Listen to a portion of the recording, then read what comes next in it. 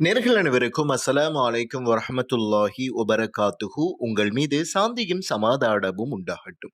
இன்றைக்கு ஒரு முக்கியமான ஒரு விடயத்தை உங்களோடு பகிர்ந்து கொள்ளலாம் என்று நினைக்கிறேன். இன்று ரமலானினுடைய முதலாவது நாள். அதிகமான இஸ்லாமிய நாடுகள் சந்தோஷமாக இந்த ரமலானை வரவேற்று நோன்பு நோற்றவர்களாக இருக்கிறார். ஆனால் நேற்றைய தினம் பாலஸ்தீன மக்கள் செய்த விடயம்தான் இன்று சமூக ஊடகங்களில் பாராட்டுக்குரிய ஒரு விடயமாக அமைந்திருக்கிறது. நேற்றைய தினம் கியாமுல்லை தொழுகைக்காக வேண்டி அந்த மக்கள் மஸ்ஜிதுல் அக்ஸாவை நோக்கி சென்றிருக்கிறார்கள். அங்கே அவர்களுக்கு தடை விதிக்கப்பட்டிருந்தது. ஆனால் அவர்கள் அனைவரும் ஒரு இருட்டு பிரதேசத்தில் நின்று கியாமுல்லை தொழுகையை தொழுத விடயம்தான் சமூக ஊடகங்களில் பல பாராட்டுகளை அந்த மக்கள் பெற்ற வண்ணம் இருக்கிறார்கள். கடந்த 5 மாதமாக இஸ்ரேலிய கைவர்களால் அந்த மக்கள் படாத பாடே இல்லை என்று தான் கூற முடியும். அந்த சூழ்நிலைகளிலும் அவர்கள் இறை நம்பிக்கையோடு மார்க்க விடயங்களை மேற்கொள்ளுகிறார்கள் என்றால் அவர்களுடைய ஈமானினுடைய தரம் எந்த அளவுக்கு உயர்ந்திருக்கிறது என்பதை நாம் பார்க்க முடிகிறது.